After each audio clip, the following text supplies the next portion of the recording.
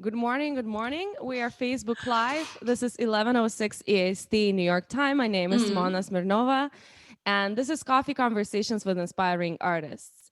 It's serious. I started on May 30th during the quarantine, and since I felt like there's really not enough of traveling or no traveling and natural connection with your peers, your friends, your colleagues, people you studied with, if naturally you would go for coffee or catch up or do a project together or something, all of that was gone. So I would try to create some sort of platform which would recreate just a natural catch up and talk about music, talk about practice, talk about craft, talk about obstacles and how to overcome them. So these conversations, I title them by inspiring artists, coffee conversations with inspiring artists. So I want it to be something what other people could also get motivation, draw motivation, draw inspiration from. So it's not only for artists, it's for everyone who tries to grow, tries to pursue something, tries to pursue their dreams. Either there would be artistic or in any other artistic field. So far I've talked to 18 artists. Annalisa will be my 19th guest. And I'll be continuing as long as we kind of lock down different countries, different policies, but we still under Corona impact. So this is my way to respond to it and reconnect with my peers and friends I look up to and who I find inspiring. And I hope that they're inspiring not only to me but also to people who are listening to us. And for those who don't know me yet and who might be joining first time on my coffee conversations, my name is Simona Smirnova. I'm originally from Lithuania, and I moved to the United States 8 years ago to study at Berklee College of Music. I studied contemporary writing and production there, and then after graduation, for some time, I moved to New York. That's where I'm currently at. I'm a jazz singer, I'm a composer, and congas player, and apparently, I have this kind of like a live stream podcast going on where I get to chat with cool people. So, without further ado, by the way, this is recorded and it will go on YouTube after. And if you are watching, and if you are either in Berlin, in Rome, in Lithuania, Vilnius, in Boston, Massachusetts, in New York, in New Zealand, in Turkey, anywhere, if you are watching, please write a comment, say hi, if say what country you are watching from, and so we can say hi and kind of interact with you guys as well. And please feel free to give any questions to me or comments or to Annalisa, so we can have all this community experience. So, without further ado, now, I want to introduce my guest of Coffee Conversations, the Berlin based singer songwriter, Annalisa Lombardo. Hi. Hi. Hi, thanks for having me. Hallo from Berlin. Hello from Berlin. It's an example of my terrible German skills. It's 5 p.m. here and super, super dark. So it always feels like it's like 8 o'clock at night and all you want to do is go to bed and you can't. Yeah. So, That's why we made coffee, Annalisa, right? that's what we need. So, good point. You bring me to the next point. So, cheers. Coffee, Cheers. yes, cheers. And it's totally morning for me. I feel like I'm a totally morning zone now. It's because it's still 11 a.m. in New York and Mm. very bright and sunny, which is nice because I don't have to use any lights. It's just natural light. So, Annalisa, before we start into go into conversation, would Mm. you just briefly, maybe in a couple of sentences, describe what do you do in Berlin, and more or less who are you, like in a professional idiom, you know? Well, as a professional, I would consider myself to be, I would say, vocal variety. It's one of the things I name myself by on my Instagram. I'm a jazz singer by trade. I was originally classically trained and then I became a jazz head. And I'm a singer songwriter, so I sort of fuse jazz and folk play on the guitar. And I also do narration work. So I read. It's a bookworm's dream. I kind of get to read for a living. So there's not really a one word or a smooth title as what I do, but it really involves the voice, not just musically, but also in speech. Yeah. Mm. Yeah, awesome. That's very interesting. Actually, I think you are a very first person who does that, who I talk to in these conversations. So it's nice because your presence will bring like new colors. Because so far I've talked to a lot of piano players, um, vocalists in general, composers, and violin players, but like someone who does voice art or narration, Mm. it's a first time. So I'm very curious to hear about that and how did that come into picture. But let's put that on hold for a second. And Mm. at first, I just want you to share a little bit your childhood. Like, how did you get into music, and where all the beginnings in music started? Where was that, and what was the catalyst of kind of thinking that maybe that's something I would like to do even for living after? How much time do you have? I'm kidding. We have Well, 40 minutes. okay. I'll keep it brief. So I was born in Connecticut, in the northeast of the U.S. I really want to like name drop, but it's also not a really known place. So my mom is very theatrical, was very musical. She would sing to us all the time. Before she got married, she was doing smaller productions. Like she was never like majorly on Broadway, but she did a lot of theater. So we grew up with this love for music in the house. I don't come from a musical family. Like we appreciate music, but I'm the only professional, I use this word in quotes, musician. My brother is a self-trained guitar player and a great singer for metal music, but he didn't go to school per se.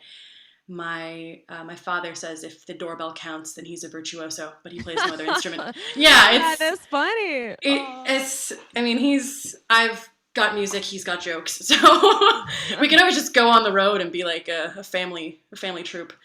But yeah, I grew up with music in the house. There was always music, always records. I was very, very fond of my mother's record collection. I constantly played. I remember playing her Glenn Miller Hmm. nonstop and Mannheim Steamroller, which is for Christmas music, like in July. And my mom would be like, "What are you doing?" So learning that you could actually go to school for music was a huge deal to me because when I was growing up, you either made it or you didn't. You either got on the show or you won the thing or you had to be astronomical because there was no middle ground. You were Hmm. either like a civilian or a star. And as I got older, I learned that there was so many more nuances to that. And it is an actual career. You have to work for it, but it's not Hmm.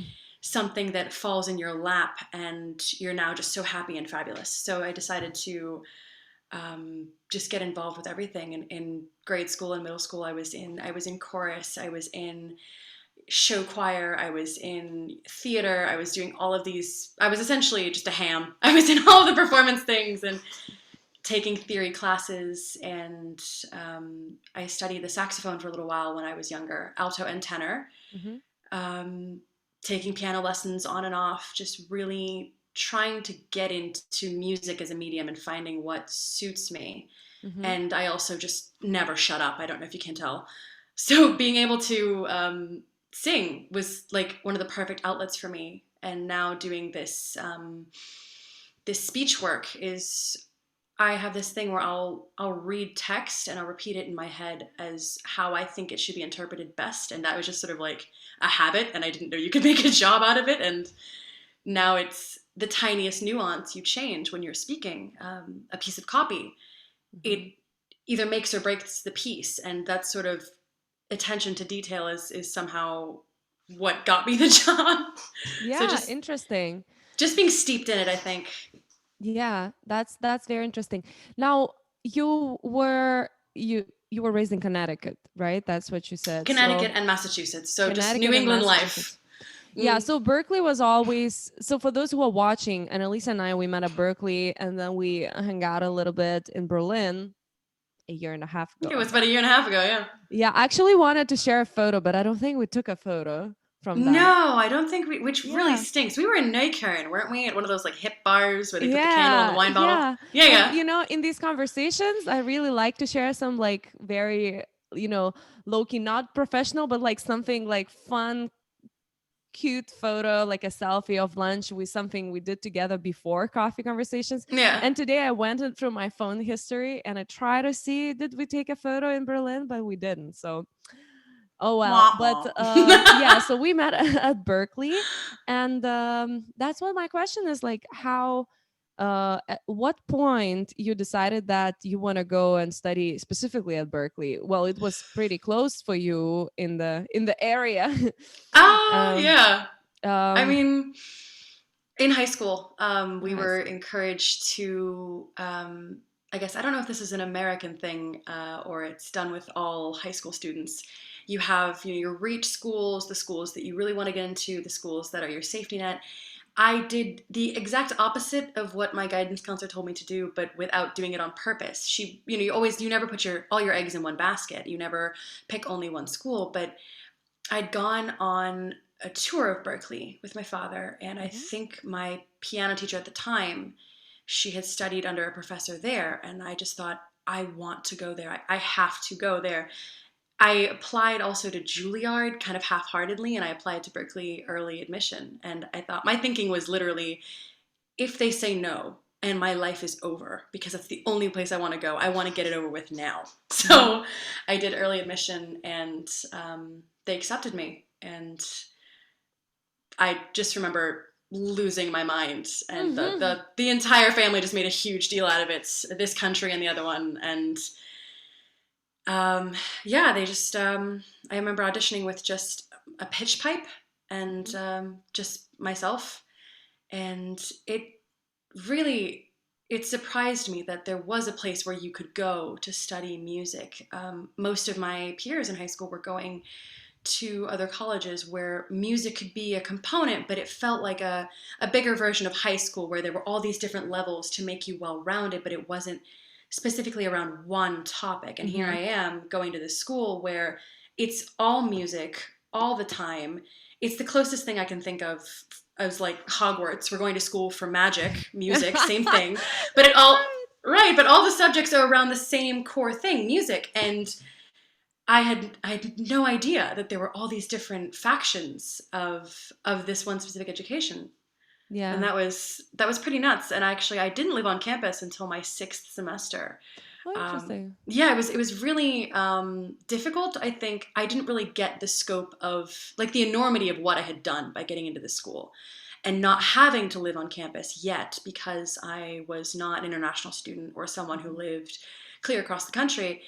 I commuted a lot. And so Mhm. it was 7 a.m. I'm up. I'm two buses or a train, or I drove, or I would go home at 10 o'clock at night. I'd be running through North Station. And there was one time where I North fell it. Station. Oh, I remember Yeah. that. And there was one night where I fell asleep on the commuter rail, and my father had come to meet me at the train station.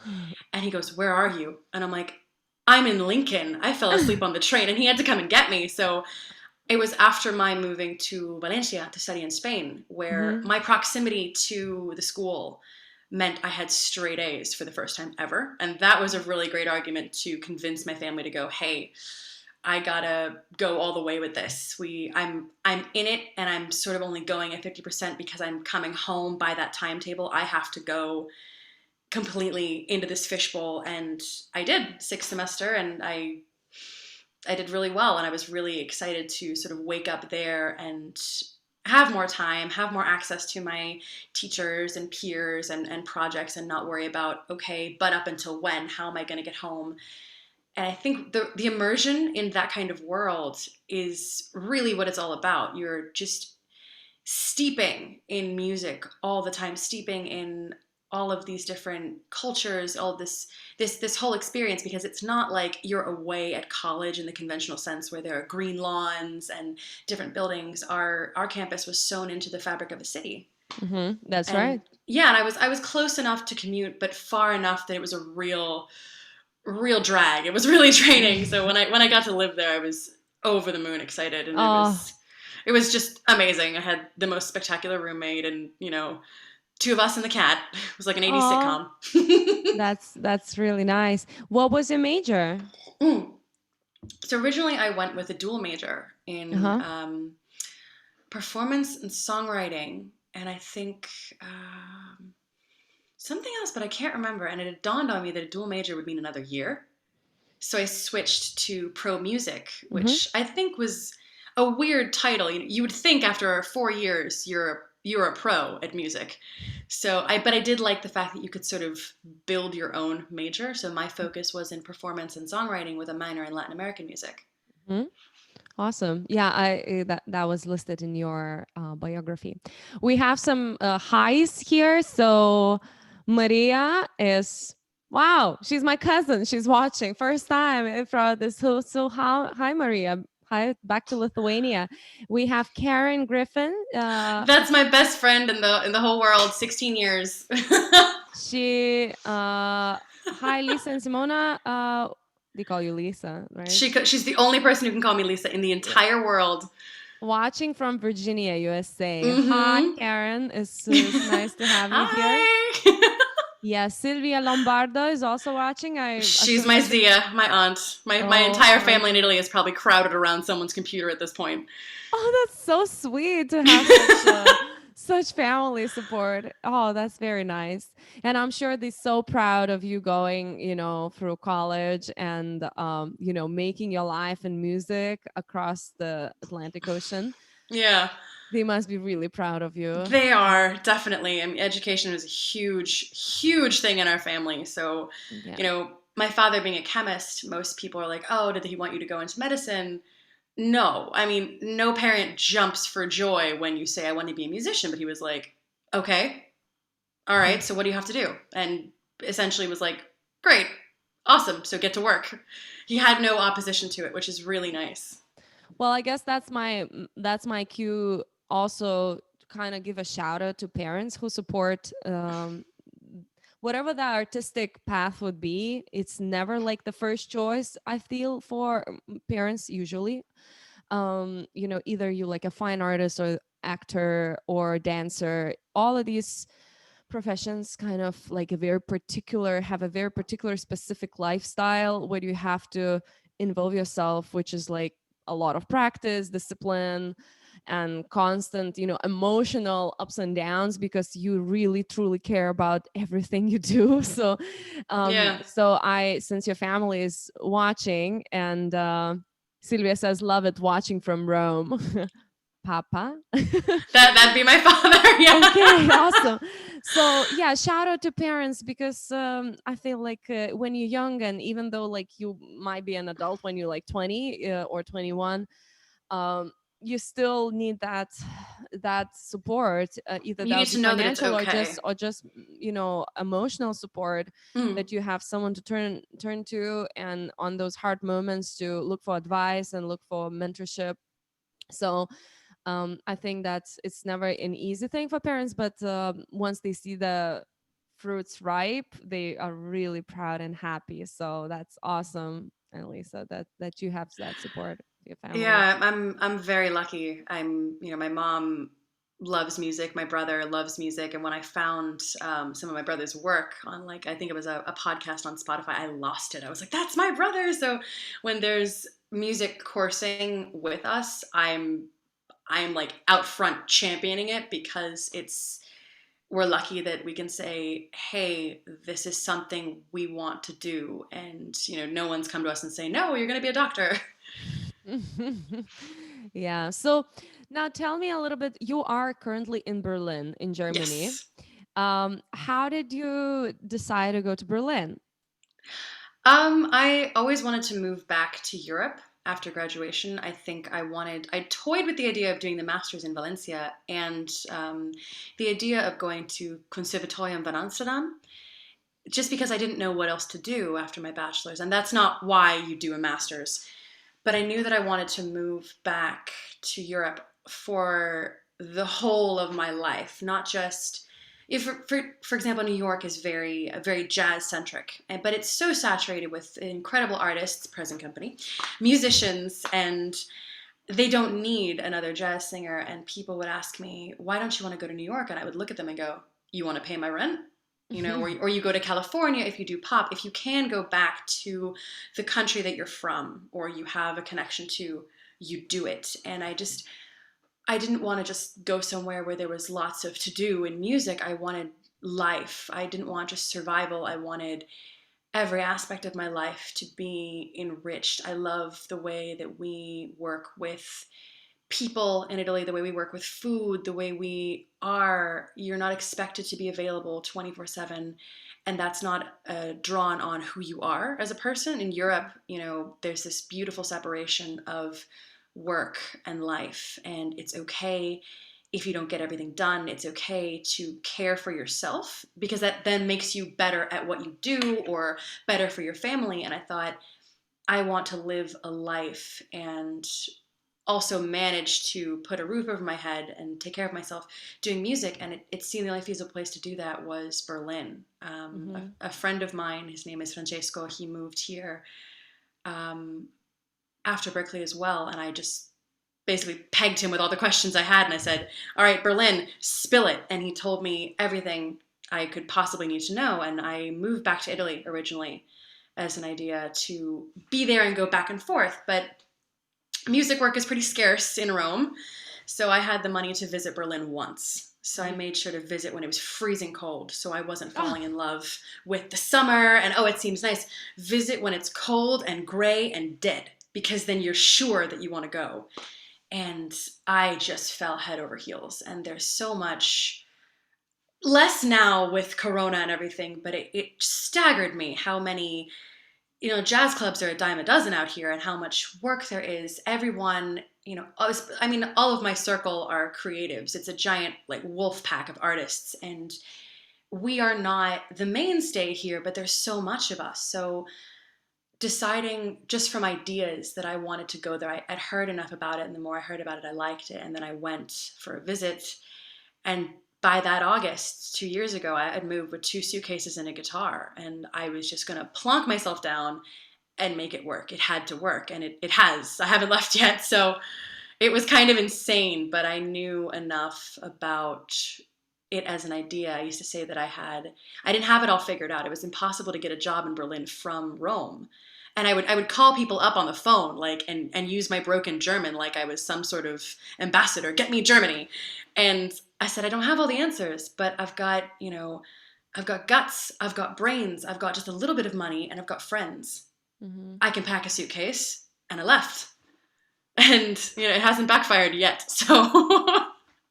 That's awesome. Well, I heard a lot of good things about Berlin. A lot of good friend of mine lives in Berlin as well. And I've talked to a couple artists on these coffee conversations from Berlin as well. And yeah, Berlin is definitely probably if I would have to think about where else to live, if that wouldn't be New York, Berlin probably would be second choice. And then Vilnius, and Lithuania, of course. Yeah. Those are my favorite. Or Auckland in New Zealand. I love Auckland. Yeah. Actually, the shirt is from Auckland. I dig it. It has a very I know New Zealand, I don't want to say island vibe, but it's very, very relaxed. If you're going to get something in Auckland, that'd be it. Yeah, that's my best friend. The shirt your friend gave you? This is my best friend gave me the shirt with a fishy here. He's cute. I like fish. Yes. I like this. It's like a kimono. But anyways, so Berlin is very, very nice city, and I'm so glad that relatively short amount of time you managed to create a life for yourself there, because you've been there just over 2 years. So yeah, this is about the time where you kind of start feeling that got into the rhythm of city and network and fabric of artists in the city. So yeah. It was actually really nice when I first got here. I would go see my friend Yannick, drummer extraordinaire, currently in Denmark doing his master's. And any jam session he was at, I would go to because he would make a space for me. And it was really interesting to go to this one club called Klunkerkreich. It's on a rooftop, and it's just wild. And go once as a guest, and then go back and be invited to sing. Because the bass player sees you walking in the door, and he goes, all right, make a space for her. And that was one of the moments where I knew I have become part of the jazz scene here. I'm not, known in that way, but they'll look at me and they'll go, we know her. She belongs here. And that was one of those moments where I'm like, I do. I'm not just running around and just going everywhere. And it was a really nice moment to realize it took you a little while, but you've now become a part of the fabric of music here. And that Yeah. was, yeah, that was huge. Yeah. That's a nice moment to stop kind of for a second and think about it.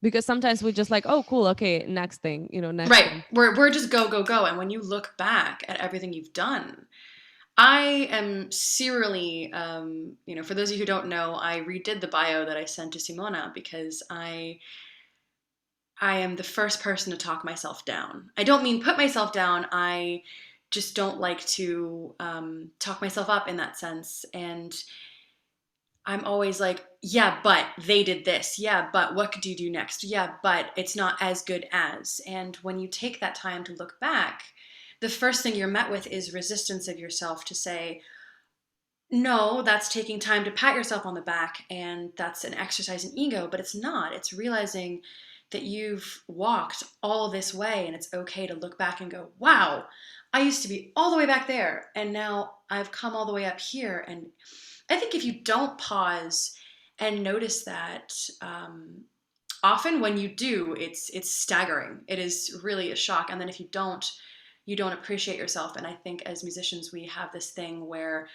self-appreciation is akin to self-inflation, and it's not. It's appreciating yourself. Yeah. Yeah. No, this is definitely, I feel like musicians having hard time writing their own bios because you do have to kind of, make it all look good, all Yeah. nice and stuff. But yeah, it's something what we have to do unless you can hire someone who knows everything about you. So I don't have people. I mean, when people say I'll have my people, call your people, I'm like, I don't have any people. You know, I don't. We don't do brunch. We don't do lunch because lockdown right now, anyways. But I have no people. I have no people. So tell me, I'm very curious to hear about that narration work. So when you moved to Berlin, you started doing narration, reading stories. So Yeah, not immediately though. It took me a little while. It was my. I remember going to a concert when I first got here, and a friend of mine who's from South Germany said, he would know, he knew a few people, but I never got around to speaking to them. And I sort of went by accident, wanting to get my foot in the door, but not knowing where the door was, for the door being right in front of my face and bright red. I took a girlfriend of mine, also from Berklee. You see the power of this network here.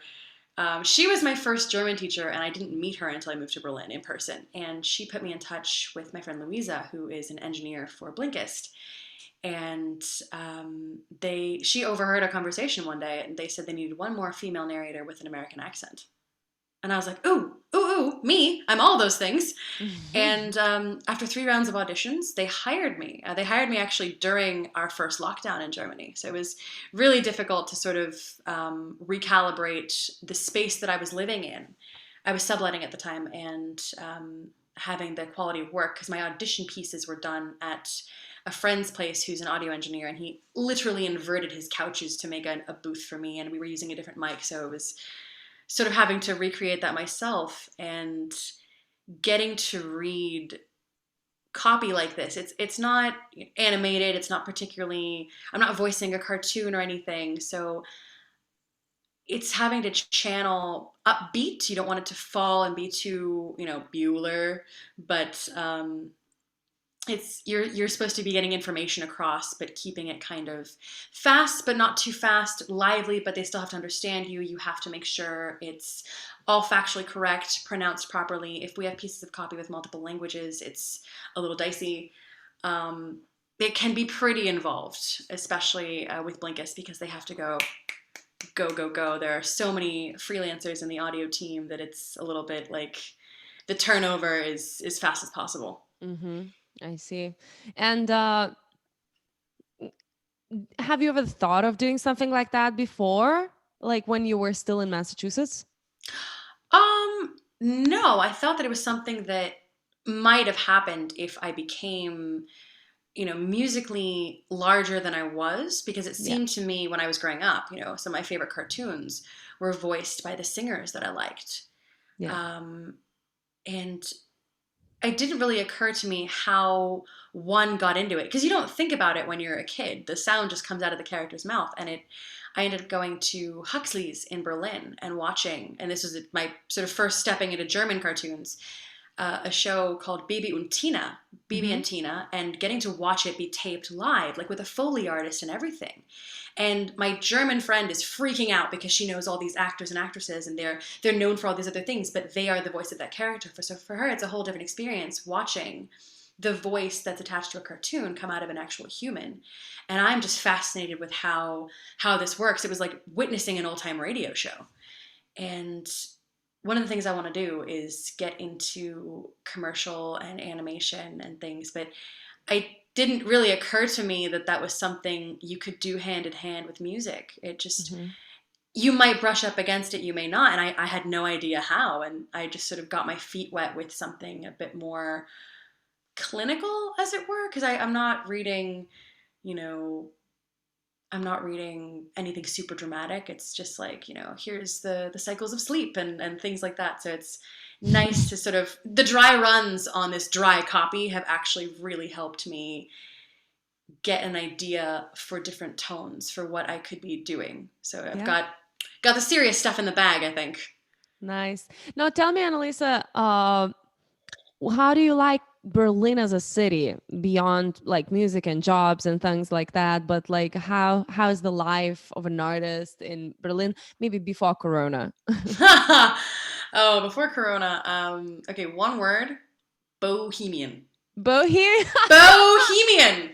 This city is absolutely insane. I remember going to see The Wall with my father when he came to visit. I was maybe 3 months into living here, and I was working in a cafe because most artists do that. And I went to see The Wall, and it just sort of hit me how much this city had been through, because it's there and then that you read about it in a history class, and now you're living in a place that has lived through so much more than you have, and you don't fully grasp that until you're living there. So there are parts of Berlin that are very very serious and very gray. I remember picking up my dad once, and he'd asked me in November, was the sun an option here or not? And it was just so depressing in the end of Berlin that we'd gotten off the bus, and the sky was gray and the buildings were gray and people looked really, really grouchy. Depending on what neighborhood you live in, there is a lot of, like I said, a lot of art, a lot of cafes. People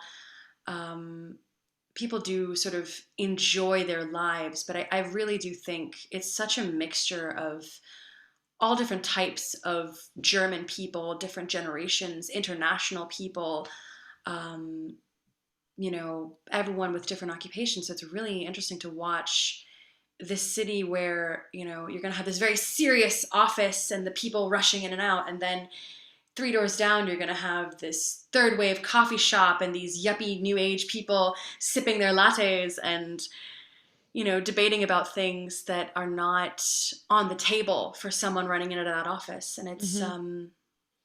and it's very free. I'm sure East Germany, the famous going without clothes thing is not done in the city, but when you go to the lake, you can just go completely naked. And there's a sort of, it's really interesting, the dichotomy of that kind of freedom is totally cool in Berlin, but on the whole, I would say, like, there is a different kind of discretion. There's a different kind of buttoning up, and it can be very, very tough. People can be very cold, very frigid. I would ask people at the checkout, how are you? How are you? Hi. And they would look at me like, what? I'm like, no one's asked you how you are this entire day, and that's not a normal thing.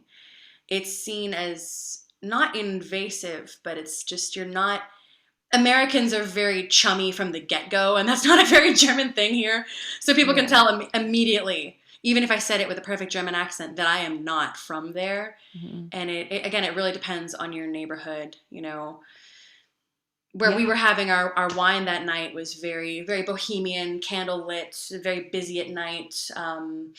Then there are other parts that are very, things are closed at 6 and you can't get drinks past 8, and it's just, Yeah, it's really so different one end to the next. Yeah, actually, that brings me to the next point. We have a question from Ruta on our, uh, chat box. Mhm. Can you still feel the East and West legacy of Berlin? Yes and no. Yes, in that I know it's there, and no, in that I don't know the difference so much. Like I'm not someone who had to live through the occupation, who had to live through the wall coming down. So for me, I zip all over Berlin on the daily right now, and for me, it's just sort of getting from point A to point B sometimes. I am guilty of, you will feel a change switching neighborhoods, but I'm guilty of not really knowing that dichotomy because it didn't affect me. Hmm. Okay. All right. Well, guys, thanks for saying hi. Say Hi, guys. bravissima zia Chichi. Whatever. Did I read it correctly? You did. Chichi is her nickname. That's my Zia. Ciao, Zia. Okay. Italian families are very, very close, and we love I it. But see. yeah, she's just. I post anything on Facebook, and she's all over it. And you want to like go, oh man, but you love it. You can't even play. Yeah, yeah, absolutely. So as we're approaching the end, I was wondering, would you, Annalisa, Easy play a now. song for us? Yes. Would you prefer me to keep my headphones off or keep them off, or keep them on or take them off? It really doesn't matter, as we'll hear you, and I Oh, will not be cool. talking. Awesome. Yeah, I would love to. Do you want me to do the whole song or just like a verse and chorus and then play out? The way you feel, whatever you prefer. Sure. Okay. So this song I wrote a few months ago, and I called it American Fascist after the idea of the absolute circus that has been going on in my country and is still going on, and the irony of living in Germany, a country that's gone through fascism. And the whole people are very quick to call it communism and fascism, but I have health insurance and am not bankrupt because of a lockdown. So there are ways and ways. And I would use this as a catalyst for the Americans in the audience to say, hey, have you voted? Are you paying attention?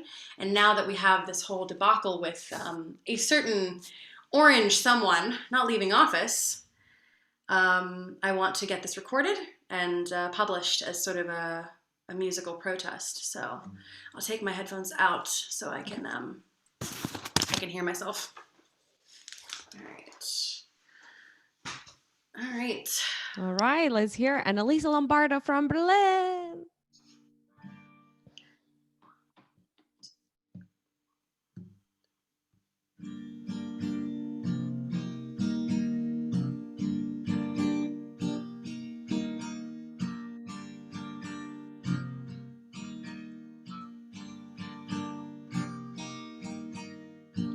They say the walls, they come tumbling down. In the night, they don't make a sound. American dreams are gagged and bound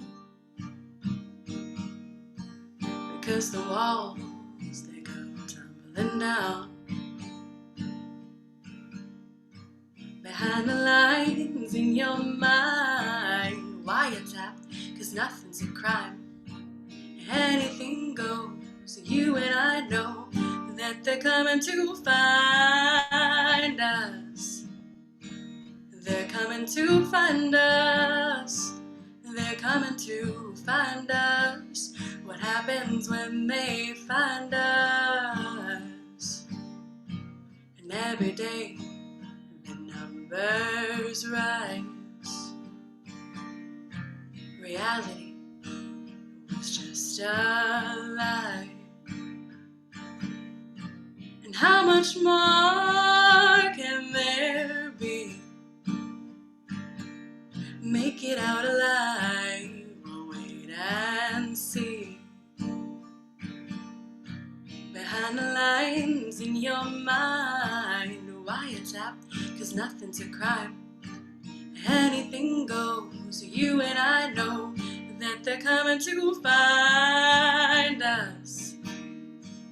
They're coming to find us. They've coming to find us. What happens when they find us? Do you know which way to run? Can you outrun your neighbor?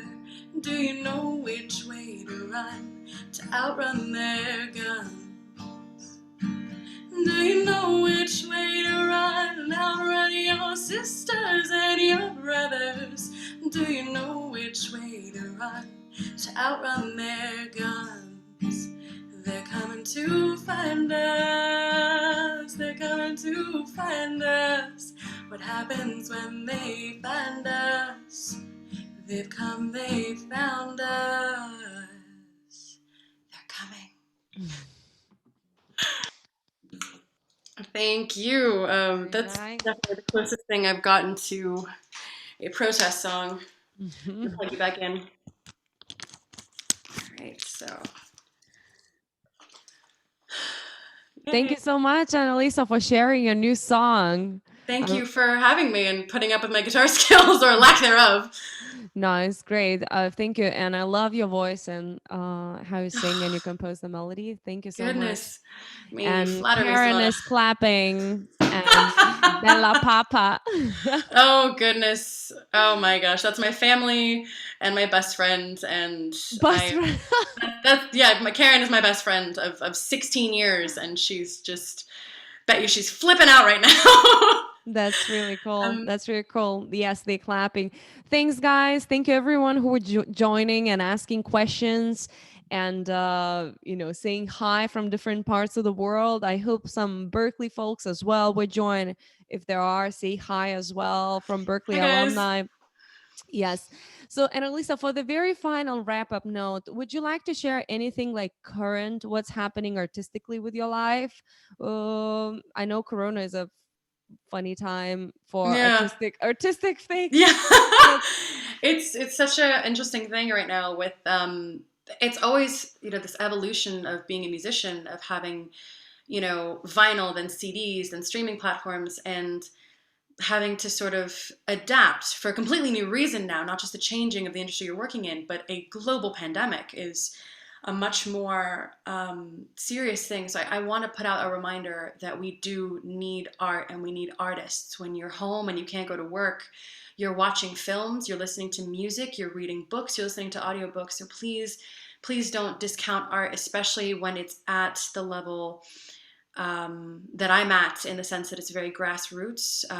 So what we have to do is just keep creating. I implore all of my fellow poets and songwriters and musicians to keep going and keep making, because we will.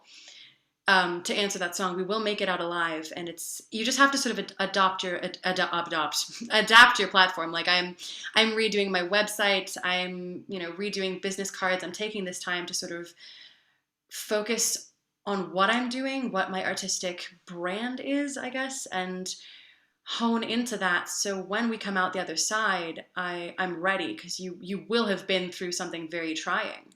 So that's currently what I'm doing. I'm trying to play as much as possible at home, like for me, and making sure that I have everything ready to release music when I get around to that, to launch websites, to stand by my artistry when it's being asked for again. So I'm sort of taking this time as a bit of an incubation, which is very lucky. yes, definitely. Well, I think a lot of people kind of reevaluating what they're doing and how they present themselves in this world. So it's definitely that thinking time for everyone. So Right, that world that we used to live in does not exist anymore, and that's yeah. that's okay. Saying it like that is very nihilistic. It's very scary, but I think it's also okay that that world does not exist anymore. Yeah. Well, artists are resilient, so are you, and we will grow and we will rise with whatever changes happen in the world. We stand there for integrity, we stand there for truth, we stand there for, constant growth. So Thank you so much, Annalisa, for joining Thank you, us. Simona. Thank you for having me. Thanks to everyone who I did not look at my phone once to see who's commenting or whatever. Am I able to do that when we hang up or does it go Yeah, away? yeah, the Oh, video will that's be on Facebook, so you can see yay! all the comments. You cannot see Awesome. who joined and who, popped in and popped out, but you can, whoever wrote comments, you will see the Awesome. I didn't dare look down the whole time. So thank you so much for having me and thank you for creating this series. I think it gives people a lot of not relevance, but it gives them a reason to say, to claim themselves and claim their artistry and saying, I'm doing this and now here's a platform where I can talk shop with another artist and really say my piece about myself. And that, especially right now, is amazing. So thank you, Simona, for creating this series. It's wonderful. Thank you, Annalisa. Thank you. I appreciate you joining. Bye. Bye, guys. Bye, everyone.